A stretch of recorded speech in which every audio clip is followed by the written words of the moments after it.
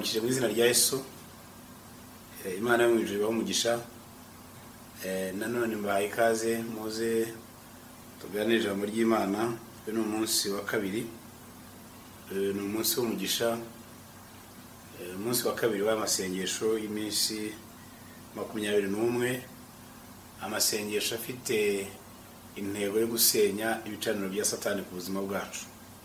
Nizere ko mwatangiye kubisenya nibura ejo, mwashenyeho bimwe, dukomeze ko tuzabisenya mpaka kugeza igihe bizarangiriraho, hanyuma natwe tukubaka igicaniro nk'icyo Gideon yubatse, akavuga ngo Imana amahoro yacu, avuga ngo Yehova Shalom.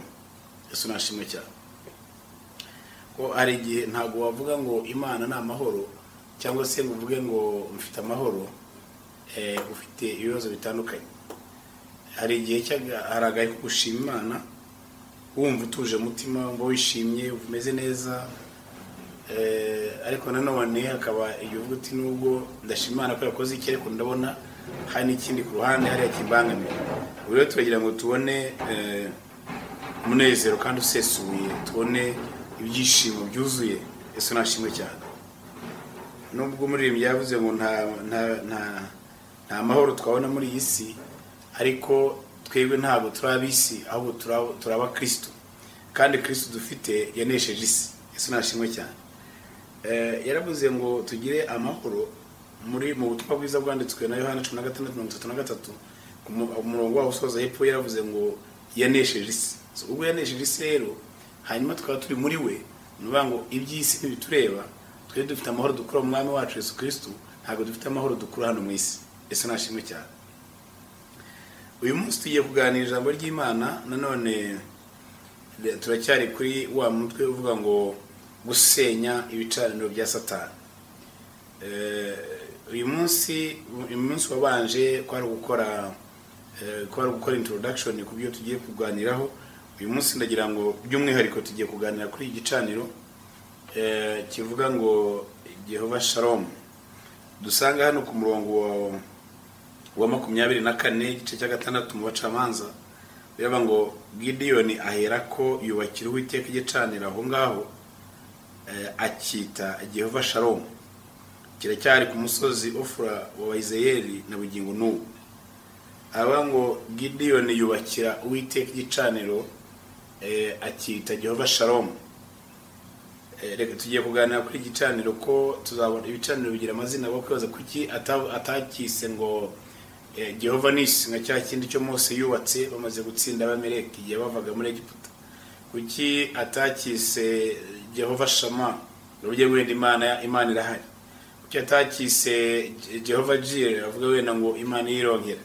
Kuki yavuze ngo ni Jehova Shalom.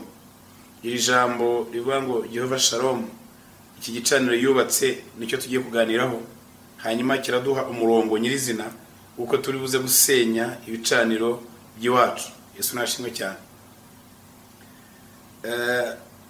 Reka dushime Imana.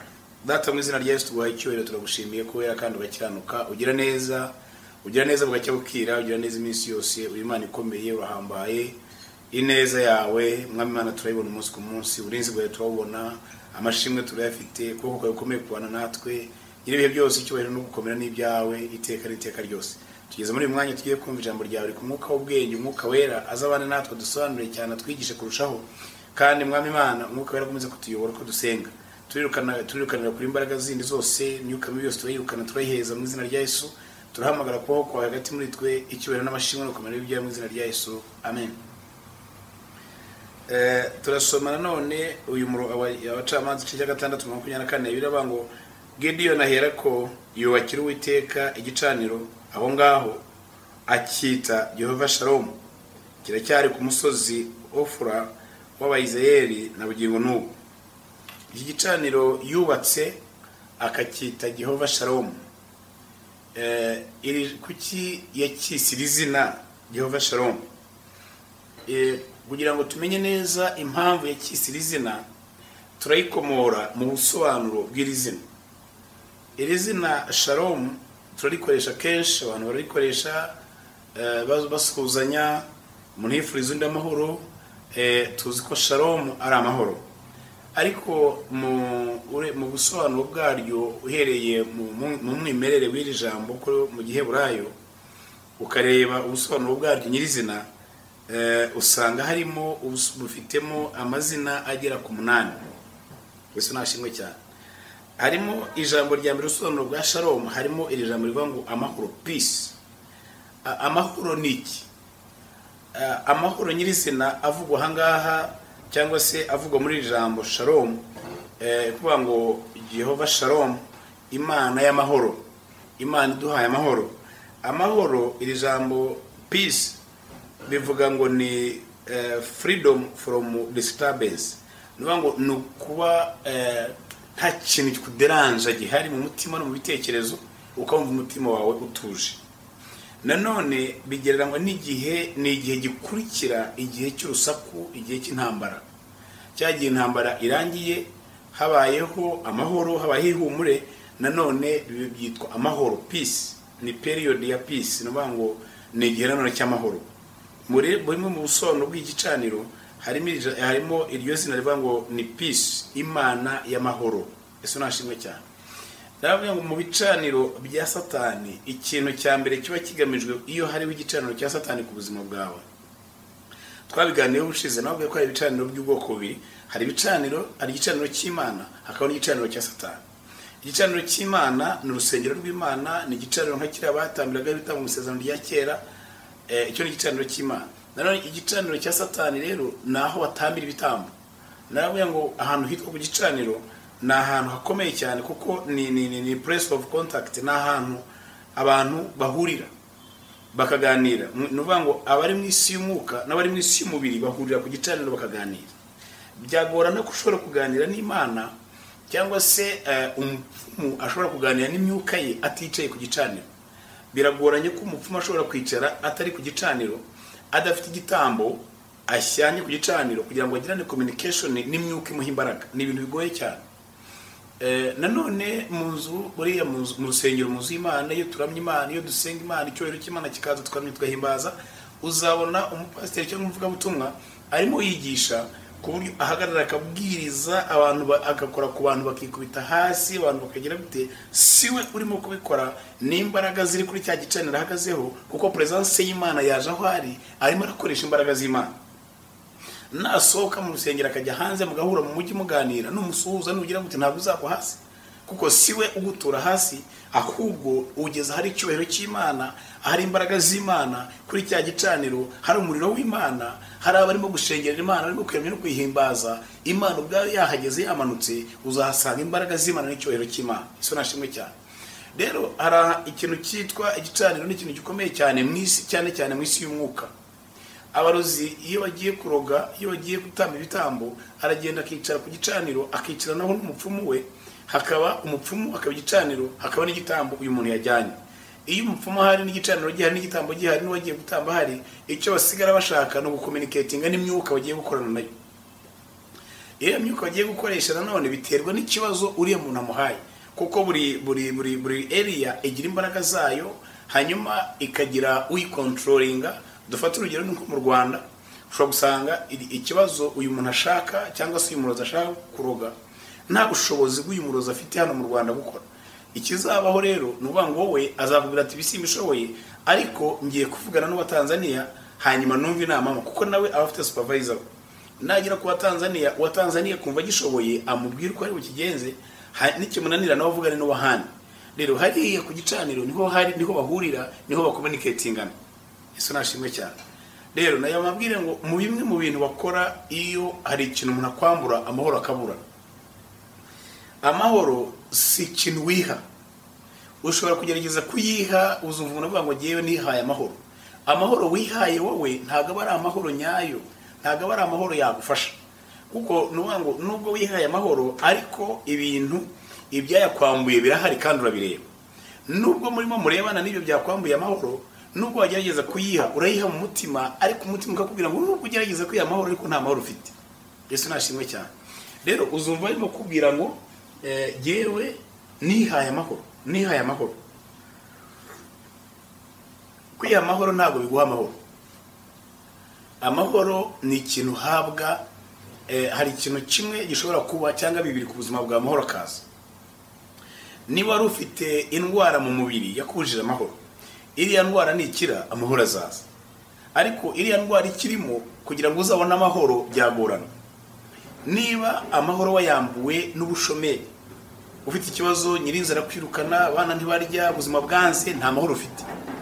Niyo wagerageza kwiha amahoro uzayiha, ariko ariya mahoro ntabwo aza. Ariko nubona akazi ukabasha kwishyura bya bintu byari biguhangayikishije, ariya mahoro araza. Yesu nashimwe cyane. Niyo mpamvu Gideon akimara guhura na marayika w'Imana, igicaniro yubatse yakise Jehova Shalom. Muri Shalom, muri ibyo bintu bigera kuri 7 tugiye kuvuganaho, harimo icyambere kivuga ngo ni peace, amahoro. Nagahe kaza intambara irangiye. Wowe nkurikiye nimo navuga ngo Imana yo mu ijuru, Imana yo n'isi n'ijuru, Imana nyamana iguha amahoro mu izina rya Yesu. Icyo kintu kibazo giye kiguhangayikishije, uryama ntusinzire, urarurira, mu gitondo kwihanagura kwimanganya ukajya mu bantu, ariko nijoro kararira. Muri aka kanya imbaraga z'Imana yari mwisi n'ijuru, imbaraga z'Imana isumba byose, reka zize zikora aho hantu hakubazaga, reka zize Imana irambura ukuboko kwayo ikora aho hantu hakubazaga. Ejo mu gitondo tuzavuge ngo Jehova Shalom, Imana y'Isiraheli ibikore mu izina rya Yesu. Izina rya kabiri nanone tugiye kuganiraho, aho ngaho dusomye cyanditswe muri ubutumwa bwiza bwanditswe na Yohana 16:33, bivuga ngo ibyo mbibabwiriye kugira ngo mugire amahoro muri njye, kugira ngo mugire amahoro muri njye, muri iyi si mugira umubabaro, ngo ariko nimuhumure nanesheje isi. Uwo ni Yesu wabwiraga, ibyo mbibabwiriye kugira ngo mugire amahoro. Rero mababwira ibigiye kubaho, babwira ko bagiye gutatana, mwagacana undi agacaha, abati muraza kunsiga njyenyine, akageza bati ariko ntabwo nza kuba ndi njyenyine, ndaza kuba ndi kumwe na Data. Yesu nashimwe cyane. Ngo ariko ibyo mbibabwiriye kugira ngo mugire amahoro muri njyewe. Muri iyi si muzabonamo imibabaro, ngo ariko muhumure jyewe nanesheje isi. Yesu nashimwe cyane. Rero nagira mbwire ngo ntushobora kunesha isi uri wenyine, ntushobora kunesha isi uri hanze, ntushobora kunesha isi we ntiwayishobora, ariko hari uwayinesheje kandi arangera akubwira ngo ngwino usange ndakuruhura. Yesu nashimwe cyane. Nimuze tujye muri Kristo Yesu, niho honyine tubasha kubona imbaraga zo guhangana n'ibihe turimo no kunesha isi tugendamo. Ijambo rya kabiri ni harmony. Muri Jehova Shalom harimo iryo jambo rya kabiri ryitwa ngo ni harmony. Harmony tubishakishije muri mu busobanuro bwaryo ni nko guhuza, ni nko kubana n'abantu mu buryo muhuje umutima wawe n'uwo muri kumwe nabo mubana ihuye. Yesu nashimwe cyane. Buri muntu wese ntacyo yikeka mugenzi we, ntacyo kinga mugenzi we, buri muntu wese yiyumva mundi. Nanone muri Bibiliya mu Baroma 12:16 bivuga ngo nimuhuze imitima, ntimukararikire ibikomeye, ngo ahubwo mwemere kubona n'ibyoroshye. Iryo jambo harmony rigaragara muri Bibiliya hano mu Baroma 12:16 ngo nimuhuze imitima. Yarimo avuga ngo ubwo intambara irangiye, ubwo umwanzi wacu agiye, igisigaye muri twebwe ni ukugira ngo imitima yacu ihure.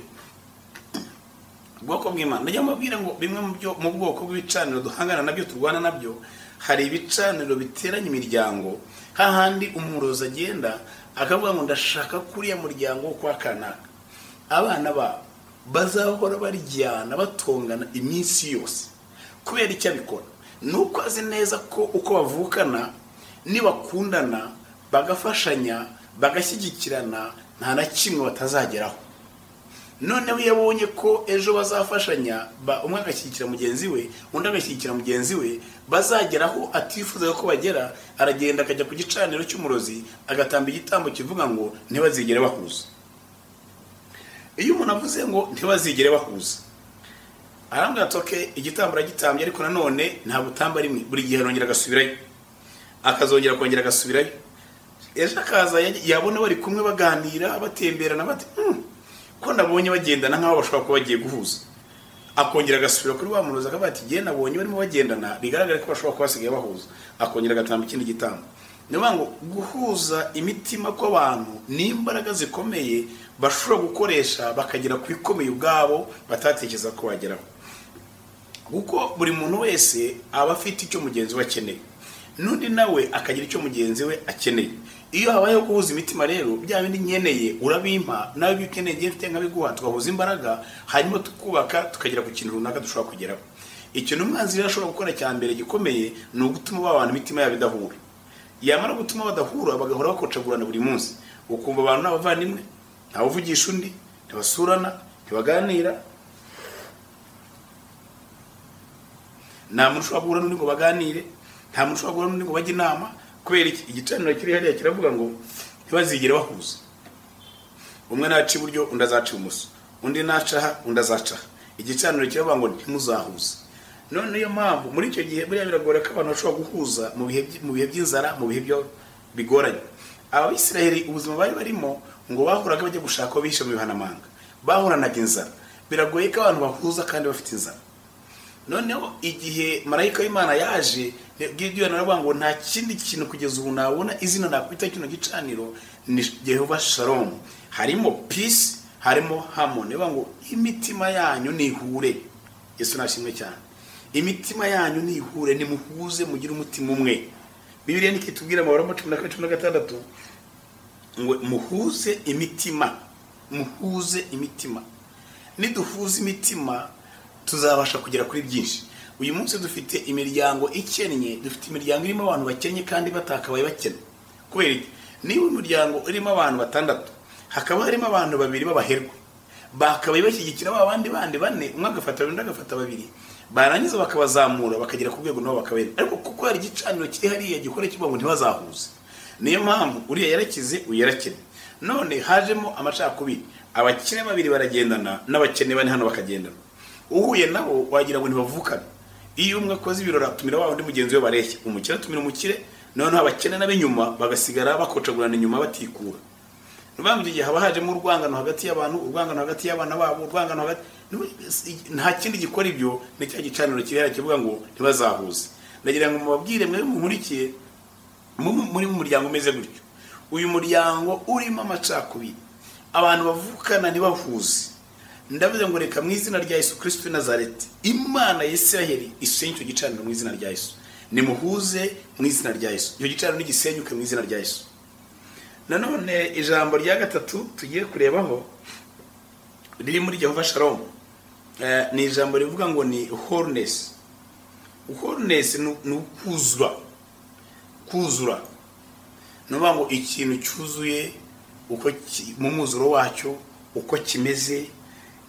Bibiliya ikora ijambo riri mu Bakolosayi igice cya 2:9 rivuga ngo nyamara muri we niho kuzura kubumana kose mu buryo bw'umubiri biri. Nuvuga ngo icyo birishaka kuvuga ni ngo muri Yesu Kristo ko ahagaze mpagaze, kana kuri hariya, kana kuri hariya, kana kuri hariya, imitima yabo yose iraza yikusanyije mu buryo bw'umwuka muri Kristo Yesu. Noneho tugire kuzura kumwe, tuba abantu bamwe muri Kristo Yesu. Amaze guhura n'Imana, Gideon avuga ngo noneho reka habeho twese imitima yacu ihurire muri uyu mwana. Yesu nashimwe cyane. Kuko ubundi n'iki gicaniro cya Bayali cyari gihari, ntabwo bose bari barakiyobotse. Hariho abahoraga bijujuta imitima bavuga ati ariko hari Imana y'abasogokuru batubwiraga, ntabwo ari kiriya kintu. Ariko ku itegeko bakemera bakajyayo. Abandi hari ababyemeraga akabana batabyemera. Aravuga ngo reka habemo kuzura. Icyama Imana yo mu ijuru uyu munsi wowe urimo nkurikira ugavuga ngo reka giye mu rugo rwanjye n'umuryango wanjye n'abana banjye, reka tugire kuzura kumwe, twuzurire muri Yesu Kristo. Yesu nashimwe cyane. Umurongo wa 10 avuga ngo kandi mwuzuriye muri we ari we mutwe w'itorero, ari we mutwe ari we mutwe w'itorero n'ubutware bwose n'ubushobozi bwose buri muri we. Yesu nashimwe cyane. Nuvuga ngo twuzuriye muri Kristo Yesu. Niyo mpamvu Gideon yavuze ngo uko twari tumaze igihe buri muntu umutima uraho, undi mutima uraho, buri muntu atekereza ibyo ndatekereza ibye, muri iki gihe duhuriye hangaha, Imana iraduteturuye, Imana iradutabaye, reka twese imitima yacu ihure, twuzurire muri Imana. Yesu nashimwe cyane. Haleluya. Nanone ijambo rya kane ni completeness. Completeness ni ukuvuga ngo ni ukuzura, ni umwuzuro noneho utari wo guhuza imitima, utari wo guhuza no ngo ni kwa kundi ukora ikintu kikarangira. Yesu nashimwe cyane. Niba ndimo nkora nubakaga inzu, inzira rangiye, nayo ndimo nkora akazi runaka kararangiye, aravuga ngo ibyo ibyaro intambara, ibyaro urugamba, ibyaduhigaga, ibyaturwanyaga, Imana yabikoze birarangiye, nimuze natwe tugire gute duhure. Yesu nashimwe cyane. Irindi jambo rya gatanu rivuga kuri prosperity. Prosperity rero ni ijambo ryiza cyane. Hari abantu vuga ubutumwa benshi bakunda gukoresha Imana yahaye amavuta, yahaye anointing ya prosperity, niyo bigishaho cyane nka Benhi yigisha kuri prosperity bakayivuga, kandi kugasanga ibyo bavuga nibyo. Barimo na Pastor Kayanja wa Uganda, bose abenshi abo ngabo Imana yagiye ibaha anointing ya prosperity, ku buryo ibyo avuga prosperity ni iki, nuvuga ngo numugisha, nuguhirwa. Yesu nashimwe cyane. No kuba successful, no gukora ibintu bigacamo, no gukora ugatera imbere. Noneho by'umwihariko iyo uze prosperity hazamo akantu kavuga ngo ni gutera imbere, no kuba successful, ariko mu buryo bwa finance, mu buryo bwo bufatika bw'ibifatika. Yesu nashimwe cyane. Aravuga ngo nanone muri iryo jambo, muri ya jambo shalom, harimo iri jambo rivuga prosperity. Nuvuga ngo ntago washoboraga muri sene bashobora gutera imbere kandi hari ikibazo cy'uko uvuga ngo hari umwanzi uhora bahiga. Ku murongo wa 2 na 3 bivuga ngo bamaraga kubiba imbuto, ngo imyaka yatangira kuzamuka, ngo abamidiyani bakaza bakayisiribanga bakayimaraho. So ntago bagomba gutera imbere kandi bari bafite umuntu usiribanga imyaka yabo bahinze. Uyu munsi nawe hari igicaniro kiri ku ruhande gisiribanga ibyawe, kigukurikirana, icyo utangiye cyose kigapfira mu nzira, iyo urageje gukora cyose kikanga. Hanyuma uyu munsi n'uravuga ngo reka Imana yaremye isi n'ijuru, Imana nyamana, Imana yambaye icyubahiro no gukomera, Imana yaremye byose, muri uyu mugoroba isenye gicaniro mu izina rya Yesu, nirangize gukingurira umuryango, aho utabonaga inzira Imana hashyira inzira, nibura ejo nawe uzavuga ngo Jehova Shalom. Yesu nashimwe cyane. Haleluya. Nanone icya gatandatu harimo welfare. Welfare no kuvuga ngo ni ubuzima bwiza, nibyishimo, n'ubuzima health nka sante, kugira nta ndwara mu mubiri, nariye nahaze nguwe neza, iyo niba nariye nkaba nguwe neza, rero ndishima ngaseka, nga celebratinga, tugakora za anniversaire, tugakora tukajya mu birori, twidagadura, twishima, ni ukuvuga ngo ubuzima bumeze neza. Muri Jehova Shalom harimo n'iryo jambo rivuga ngo tumere neza. Yesu nashimwe cyane. Hari irindi jambo ririmo rya 7 nakunze cyane, riravuga ngo ni tranquility. Niba ariko barisoma tranquility. Tranquility rero ni ijambo rivuga ngo ni calmness, kakubaka ahantu hatuje. Sinzi niba ugeze nk'ahantu hari nk'amazi kuri beach, masaha ni mugoroba, ubona akayaga gusa gahuha amazi yigira atya, ahantu hameze neza hose hari kamwe, nta rusaku, nta bintu bihumburekana mu mutwe, nta bintu bigusakuriza, na ahantu hatuje hameze neza. Yesu nashimwe cyane. Nanone akaba ngo peaceful, ya mahoro, nanone kandi arongera agarutse. Hakongera akaba ijambo quietness, uvuga ahantu hatuje nta bigubomborekanya. Igihe wumva induru kirahagije, igihe wumva urusaku kirahagije, igihe wirukankiye kirahagije, igihe ibintu byakuborogeye mu mutwe bigusakuriza kirahagije, igihe bakuvugirije induru kirahagije. Ukeneye kandi gahe ko gutuza ukaruhuka. Yesu nashimwe cyane. Ahantu havuga izo mbaraga kuri icyo gicaniro zagusakurizaga, zikakubuza kuruhuka, zikakubuza amahoro, ndavuze ngo reka mu izina rya Yesu Kristo icyo gicaniro gisenyuke. Kuri uyu mugoroba nigo nawe uvuga ngo Jehova Shalom. Ijambo rya 8 rishimishije cyane riri muri Jehova Shalom. Shalom ubundi abantu bashobora kwikoresha basuhuzanya ko bavuga ngo hi, cyangwa se usezera umuntu umbwira ngo bye bye. Ushobora kumubwira ngo Shalom Shalom, gusezera ukamubwira uti bye bye, ukamubwira ngo Shalom Shalom. None iri jambo rya 8 riravuga ngo ni goodbye. Yesu nashimwe cyane. Tugiye gusezera biriya bicaniro byari byaturwanyaga, imyaka bidukwitiye, imyaka bitwimiye amahoro, tubibwire ngo bye bye. Tubibwire ngo igendere, wa murozi wigendere igihe wabere mu buzima bwanjye byangiye ibyawe igendere, wanzara igihe wandiriye igendere, wawushomere igihe nabaniye nawe igendere, warwangana igihe nabaniye nawe neza abantu bakanyanga igendere. Uyu munsi tubibwire ngo bye bye. Muri aya masengesho y'iminsi 21 ntabwo nzemera ko tuyasoza nibura Imana yo mu ijuru uko igisanzwe twumva, uko isanzwe ibana natwe, uko isanzwe bikora, ndayinginga yo kabyara izatubarire tuzavemo dufite ubuhamya nibura hari ibintu bimwe na bimwe turimo kubwira ngo bye bye. Yesu nashimwe cyane, turimo tubibwira ngo bye bye murabeho. So rero hari kino gicaniro Gideon yubatse, nagira ngo mbibutse ikindi kintu yacyubatse ku murongo wa 24. Akimara kuvugana na marayika w'Imana ntabwo yari yakagiye ku rugamba kurwana n'abanzi, yacyubatse bigihari, yacyubatse akibireba. Ariko muri iki gihe amaze guhura na marayika w'Imana ntiyari agikeneye kureba abanzi, yari akeneye kurebana n'Imana irimo kuvugana nayo. Yesu nashimwe cyane. Uyu munsi nanjye ndimo navuga ngo ntuterwe ubwoba nuko ubona bigihari, uwaka igicaniro cyawe ukite Yehova Shalom, uhanura uvuge ngo wagicaniro uri amahoro yanjye, uri umutuzo wanjye, uri ibyishimo byanjye, uri ubuzima bwanjye, uri gutera imbere kwanjye, buri kintu cyose ushaka ucyaturira aho ngaho. Nuyindikira ukabona amaso arakwereka ko hari abamidiyani bagihari, uzambwire ngo nta kibazo. Gideon yubatse igicaniro ku murongo wa 24. Ageze hepfo nanone ku murongo wa 27, ku murongo wa 27 nibwo yagiye gusenya cya gicaniro kiwabo kwa Yowasi. Ibi ngibi bishatse kuvuga iki? No kuvuga ngo imbaraga zo gusenya igicaniro ntabwo zari mu maboko ya Gideon. Imbaraga zo gusenya igicaniro zari ziri ku gicaniro cyabanje kubakwa.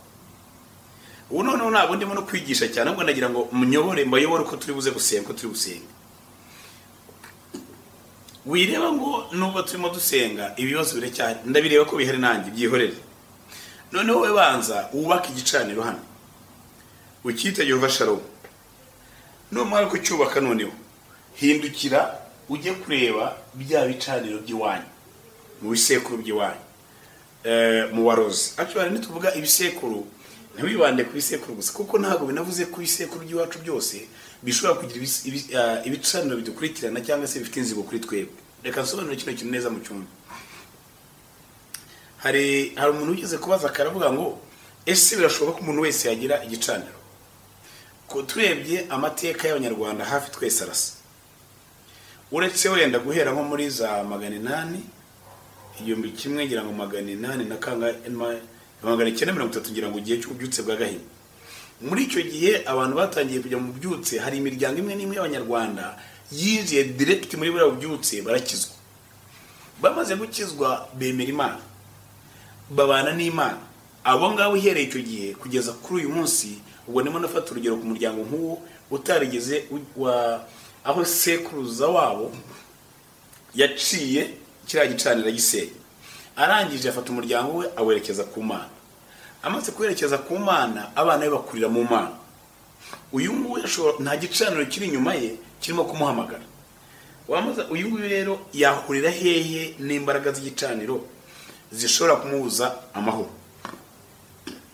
Dore ngaha ahambere zishobora guturuka ni muri dufata urugero jewe mvukana na Dije. Noneho Dije arakijijwe, Dije agiye mu Mana, akoreye Imana, jewe rero sinyikoreye. Esho abana ba Dije uko agenda kuratera imbere azamuka anabaho neza, biraza kurema umwuka w'ishyari muri ngewe. Nibirema umwuka w'ishyari muri ngewe, kandi hakaba hari nanone na mushiki wa Dije witwa Esther nawe uri hariya. Esther nawe biriya avuga ati ariko Dije aradukiranye pe, buriya birarangiye neza harya ngo yagiye mu Mana, harya ngo ibiki n'ibiki. Noneho bigiye kugaragara ko twebwe twasigaye muri gakondo z'iwacu ntacyo zitumariye, ahubwo uriya wagiye mu Mana ariwe byagiriye akamaro. Aho kugira ngo rero bizagaragare yuko yadusiziye, dushobora kubyemera naho ngewe na Esther, cyangwa se akabikora wenyine nkawe kuko ni nyirasenge w'abana ba Dije. Akagenda akajya ku mupfumu runaka agatamba igitambo, akamubwira ngo ndashaka ko abana ba Dije bamayiwo, ndashaka ko binzerereza. Kwera ati kugira ngo abana bazerere, umupfumu arabanza akabareka ati bano bana harimo abantu bakomeye, nk'uyu nguyu afite ubwenge bwinshi, uyu nguyu ameze gutya, uyu nguyu ameze gutya, uyu nguyu ameze gutya. Rero kugira ngo uzane iki gitambo biraza guhenda. Amati nta kibazo cy'usaba cyose ndakiguha. Akagenda akazana cya gitambo yamuhaye akakimuha. Yamara ko kimuha akubita mu rugo, babana bose ejo mu gitondo bakanyanyagira. Abamwe wenda bakagira ingeso mbi, bakajya mu bintu byinshi bitandukanye ku buryo batakaza umurongo wabo. Nubwo se atabigiyemo, nubwo nyina atabigiyemo, ariko hari umuntu hari ufite umwuka w'ishyari muri we wagiye gutamba igitambo kugira ngo abana ntibazagira amahoro. Ahangaha rero niho hantu ushobora kugiranira isano n'igitambo runaka. Ushobora kuvuga uti ngewe ayo mateka ntayo nzi, cyangwa se n'icyo gitambo ntacyo nigeze mbona, ntacyo bigeze bambwira. Birashoboka nabyo. Dore ikindi kintu nanone gishoboka, ushobora kuba bitaragenze uko nguko, ariko ugasanga nanone hari nk'umuntu nanone muri wasogokuru wawe ubanziriza abaso, wagiye agatamba igitambo agashyiraho akavuga ngo aba bana bose bazakomoka kuri iyo turi kwa papa, iyo dusenya karande turagenda tukagera mu gisekuru cya 7. Iyo turi kwa mama turasenya tukagera mu gisekuru cya 3. Ariko kwa papa tugenda mu gisekuru cya 7 ko hari imbaraga nyinshi cyane ziri connected naho dukomoka iyo ngiyo. Rero bishobora kuba uwa 3 atarabikoze, ariko uwa 4 n'uwa 5 n'uwa 6 yarabikoraga. Kubera ko wowe utabizi, uyu munsi ukabona umwana cyangwa se mu rugo inshako zima zirananirana, gwakwezi impamvu ushaka kurikura ni ntubyumva, ariko nyamara hari gitanira ahantu cyacanywe havugirwa ijambo utigeze umenya, uyu munsi ugeze ushaka no guha agaciro. Kuri agaciro si ukubyemera, ahubwo no kwemera ko rihari warangiza ukarisenya. Yesu nashimwe cyane. Rero abamurikiraga ndagira ngo dufatanye muri aka kanya dusenga Imana. Tugiye gusenga Imana muri ubwo buryo.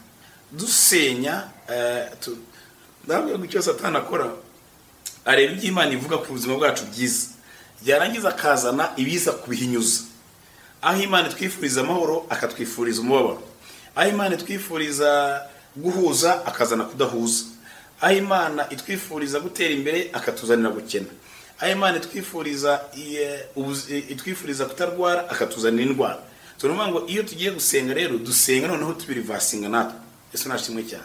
Twirukana izo mbaraga, twirukana iyo myuka, tuyirukanaho, ukayirukana no kubawe n'ahandi bose. Yesu nashimwe cyane.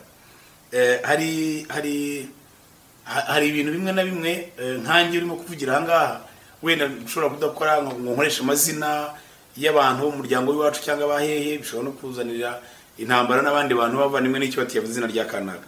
Ariko wowe unkurikira wiherereye, kuko ibyo ari byose hari igihe uba uzi neza inkomoko y'icyo kintu, aho gikomoka kwa kanaka gisubizeyo. Yesu nashimwe cyane. Uvuye uti wa mwuka we waje uturutse aha ndakwirukana, ndakwirukana, mvira mu rugo, mvira mu bana, mvira muri ibi. Ari nitujya mu minsi iri imbere nzabereka ukuntu tuzasenga. Reka butwirukane abadayimoni tuboheje mu nyanja y'umuriro n'amazuba. Ariko hari dayimoni yindi ikenera kwisubiza nyirayo. Hari ikenera kwisubiza nyirayo, nk'uko umuntu yakunagira umupira cyangwa se yagutera ukarifata ukarimusubiza. Icyo akunagiye ukakimusubiza, hanyuma nukimusubiza nawe azumva uburemere bwacyo. Icyo gihe nka cyagiye cya Morodekayi na Hamani. Igiti yari yashinze ngo kibambeho Morodekayi, bamubwiye ko bagiye kukimubambaho, yikubita imbere ya Esiteri aratabaza ati mumbabarira rwose, mbabarira. Uwo rugiye kubambaho ariko nawe ni umuntu yari afite ubuzima yarakeneye kubaho. None wowe barakikweretse. Hari umuntu ugeze guca umugani ariko urakomeye cyane, ntabwo ndivusira bavuga ngo umunyamaswa ngo uyu umuntu atera icumu umunyamaswa ngo yumva bigenda neza, ngo ariko iyo rihindukiye rimurebaho birahindura isura bigasharira. Rero nanone hari igihe umuntu yohereza ikintu gutya akibaza ko cyohereje atari umuntu. Iyo hari igihe rero kimusubiza ukamubwira uti gisubirayo, usanga wokohereje. Yesu nashimwe cyane. Nariyo tuzarisenga iryo ngiri. Ubu rero tugiye gusenga Imana.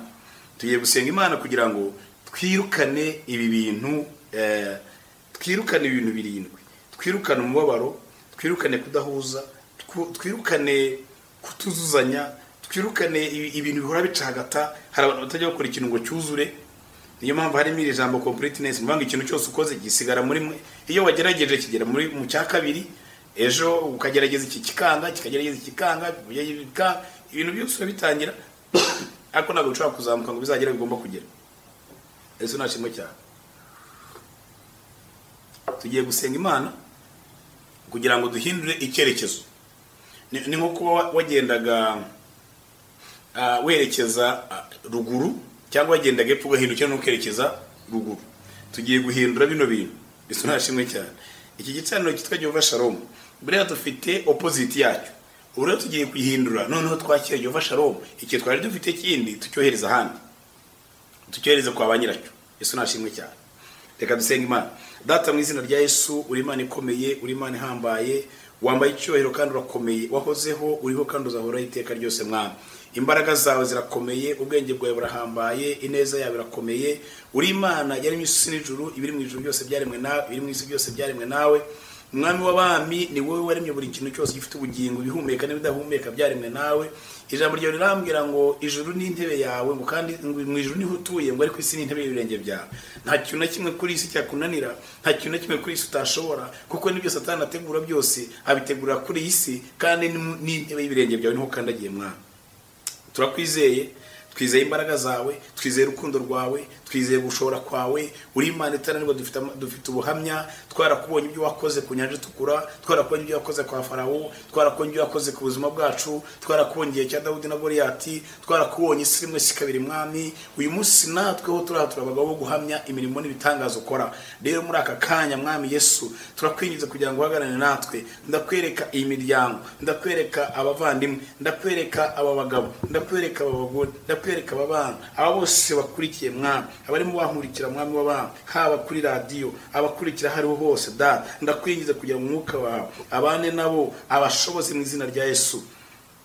Umwami w'abami, turasenya ibicaniro bya Satani. Uwiteka Mana nyiribihe, mu cyimbo cy'amahoro Satani yaduhaye amahane, yaduhaye kudatuza, yaduhaye umubabaro. Muri aka kanya uyu mubabaro yari yaduhaye turamusubiza mu izina rya Yesu. Turawusubiza iyo waturutse, turakira amahoro aturuka kuri wowe. Uyu mubabaro turawusubiza iyo waturutse mu izina rya Yesu Kristo w'i Nazareti. Turananiza imbaraga zatwambuye amahoro, zatwambuye akazi, zatwambuye ububasha, zatwambuye business mu izina rya Yesu Kristo. Uyu munsi turazihagurukiye, turasubiza inyuma, turabisubizayo Mwami Imana. Tureka bibisikane Mwami mwiza, uko umusaza Yakobo cyagihe yanyuranyije amaboko Mwami. Reka muri iki gihe da udukoresha ukuboko kwawe kw'iburyo. Reka Mwami byaduhigaga bitubure, reka ibyaturwanyaga binanirwe mu izina rya Yesu Kristo w'i Nazareti. Uwiteka Mana nyiribihe, Satani yatuzaniye kudahuza, yatuzaniye gutandukana n'imiryango yabo, yatuzaniye amacakubiri mu miryango, yatuzaniye kudakundana. Muri aka kanya mu izina rya Yesu turirukana iyo myuka y'inzangano, turirukana uyu mwuka w'inzangano mu miryango yacu Mwami. Turakira guhuza mu izina rya Yesu, turakira guhuza mu izina rya Yesu, turakira guhuza mu izina rya Yesu. Turirukana umwuka wo kudahuza, turirukana iyo myuka yo kwangana mu izina rya Yesu Kristo w'i Nazareti. Uwiteka Mana nyiribihe, hari ibintu byinshi twagiye dutangira ariko tukabirekera hagati. Ibyo dutangiye ntibikomeze. Twatangiye business zipfira hagati, twatangiye kubaka bipfira hagati, twatangiye ibintu byose bipfira hagati, twatangiye kwiga bipfira hagati. Muri aka kanya uwo muzimu, uwo mwuka udukurikirana uva kuri kiriya gicaniro, utwohereza kudasoza ibyo twatangiye, turawusenya mu izina rya Yesu, turawusenya mu izina rya Yesu, turawusenya mu izina rya Yesu. Turawusubizayo, turawohereza ikuzimu mu nyanja y'umuriro n'amazuku mu izina rya Yesu Kristo. Uwiteka Mana nyiribihe, nta mushinga n'umwe watangiye ngo usige utawushoje Mwami. Waraturemye Mwami, uraturema turuzura, waraducunguye Mwami, watangiye umushinga wo kuducungura, uraducungura bigerwaho. Uwiteka Mana nyiribihe, umwuka wo kudasoza ibyo twatangiye ntabwo tuwushaka, turawanze, turawirukanira kure mu izina rya Yesu Kristo. Uwiteka Mana nyiribihe, ibyo duhamagarira gukora Mwami ni ukubikora kugira ngo bigere ku mwuzuro. N'ijambo rivuga ngo n'umwuzuro w'ibihe bigeze Mwami, Umwami Yesu araza. Rero umwuka wo kudasoza ibyo twatangiye umwuka ukomoka kuri wowe, ahubwo umwuka ukomoka ku gicaniro cya Satani n'abarozi be. Mu izina rya Yesu turabisenya, turabinaniza Mwami. Ijambo ryarambwiye ngo igihe Abisirayeli babibaga imyaka, ngo Abamidiyani barazaga bakayisiribanga, baherukaga babiba ariko ntabwo basaruraga. Natwe hari igihe duheruka tubiba ariko ntidusarure. Uwo mwuka turawukubita hasi, uwo mwuka turawusenya, uwo mwuka turawusiribanga mu izina rya Yesu Kristo. Uwiteka Mana nyiringabo, turahamagara ubutsinzi buturutse iwawe, turahamagara imbaraga ziturutse iwawe, turahamagara umugisha uturutse iwawe. Mwami w'abami, habwa icyubahiro nk'Imana. Data wa twese uri mu ijuru, uri Imana, ijambo ryawe rirambwira ngo uzi ibyo wibwira kutugirira ngo ni amahoro si bibi, kugira ngo tureme ibyiringiro y'ibyo tuzabona hanyuma. Mwami twifuriza ibyiza, ugambira ibyiza kuri twebwe, wadutegekeye umugisha kuba mu biganza byacu, wavuze ko ibyo tuzakora byose bizaduhira, wavuze ko ibyo tuzagerageza byose bizatubera byiza. None uyu munsi Mwami, umwana Satani aduteza ubukene, araduteza inyatsi, akaduteza ibyago, akoresheje abarozi n'ibicaniro byabo n'ibitambo batamba. Niyo mpamvu muri aka kanya turohereza marayika wawe agenda asandaza kiriya gicaniro mu izina rya Yesu Kristo. Kiriya gicaniro batongereraho amagambo, kiriya gicaniro bavugiyeho amazina yacu, hari abadutongereho ubukene mu izina rya Yesu Kristo. Reka marayika wawe Mwami agenda gisenye, reka marayika wawe Mwami agenda gisenye mu izina rya Yesu, mu izina rya Yesu, mu izina rya Yesu, mu izina rya Yesu, mu izina rya Yesu, mu izina rya Yesu. Turasenye umwuka w'ubukene, turasenye umwuka w'ubukene. Uwiteka Mana nyiribihe, turakwingize Mwami Yesu, wino ukomeze kubana natwe Mwami Mana. Mu gicaniro Gideyoni yubatse cyitwa Jehova Shalom, turagishaka mu buzima bwacu, turagishaka mu mibereho yacu, turagishaka mu rugo rwacu, turagishaka mu bana bacu, turagishaka mu miryango yacu mu izina rya Yesu Kristo. Uwiteka Mana nyiribihe, reka tubone ukuboko kwawe gukomeye. Uri Imana isumba byose Mwami, uri Imana y'ubuzima. Watwifura Mwami Yesu yaraje kugira ngo intama ze zibone ubuzima kandi zibone ubuzima bwinshi, ariko Satani yaraje kugira ngo azambure ubuzima ngo yice amahirwe yacu. Niyo mpamvu Mwami muri aka kanya turasenya imyuka mibi yose, umwuka wa Satani n'abadayimoni be mu izina rya Yesu Kristo. Uza kutwambura amahoro, uza kutwambura ubuzima, uza kuduteza indwara mu mubiri, uza kutubuza ibyishimo. Turasenya uwo mwuka mu izina rya Yesu, mu izina rya Yesu. Turawunaniza, turawukubita hasi mu izina rya Yesu Kristo Nazareti. Uwiteka Mana nyiribihe, icyo ugambirira ku buzima bwacu ni ukugira ubuzima buzira umuze, ni ukugira ibyishimo muri twe Mwami w'abami. Turagira ibyishimo bituruka iwawe, turagira umunezero uturuka iwawe, twirukanira kure izo mbaraga z'umwanzi mu izina rya Yesu Kristo. Mwami Yesu, twahuye n'ibihangayikisha imitima yacu, twumvishije urusaku rusakuza kenshi, twumvishije induru zivuga mu matwi yacu kenshi, twumvishije amajwi atubwira ko tutazashobora, twumvishije atubwira ko twarangije gutsindwa, twumvishije atubwira yuko tuzahera aho turi. Uwiteka Mana nyiribihe, reka ayo majwi aceceke mu izina rya Yesu, reka ayo majwi aceceke mu izina rya Yesu, reka ayo majwi aceceke mu izina rya Yesu. Dukeneye kongera kumva ijwi ryawe Mwami, ritubwira ngo niduhaguruke uko imbaraga zacu zingana, niduhaguruke tugendane nawe. Uwiteka Mana nyiribihe, hagurutse ubukungu bwacu, hagurutse ubuzima bwacu, hagurutse imibereho yacu Mwami. Uwiteka Mana nyiribihe, ijambo ryawe rirambwira, wabwiye Abisiraheli igihe umaze kuri uwo musozi kirahagije ngo nimucyamike. Mwami ngwino utwereka kandi kayira, ngwino utwereka aho tunyura Papa. Uri Imana ishobora byose, icyubahiro ni icyawe Mwami. Muri iri jambo rivuga ngo Jehova Shalom, harimo ijambo rivuga ngo bye bye, harimo gusezera. Dushoboza dusezera ubutindi bw'ubukene, dushoboza dusezera izi ndwara, dushoboza dusezera Mwami byaduhangayikishaga mu izina rya Yesu Kristo. Uwiteka nyiribihe, muri amasengesho turimo Mwami, tuzagushima cyubahiro cy'amahanga. Watubwiye, waduhaye ihumure, ukatubwira ngo niduhagarare tubwire ubwo buzima ngo nibugende. Hari ubuzima turambiwe Mwami, hari ubuzima turambiwe Mwami, hari ubuzima turambiwe kubamo, hari ubuzima turambiwe kubamo. Uwiteka Mana nyiribihe, uri Imana iteturura, ngwino duteturura dukura aha hantu Mwami. Icyubahiro cyose n'amashimwe ni ibyawe Mwami. Ngwino dukize inyatsi, ngwino dukize Mwami, ngwino turemera amashimwe, ngwino turemera ubuhamya. Urakoze Papa, urakoze Data, turagushimiye nyiribihe. Icyubahiro no gukomera ni ibyawe iminsi yose nyiribihe. Reka abato n'abakuru bagushime, abana n'abakuru bagushime, tuvuge gukomera kwawe. Urakoze, urakarama Mwami. Icyubahiro ni icyawe Papa, urakoze Data, turagushimiye mu izina rya Yesu, amen. Imana ibahe umugisha bwoko bw'Imana, Imana ibagirire neza. Tuzakomezanya umunsi w'ejo, Imana ibagirire neza, amen.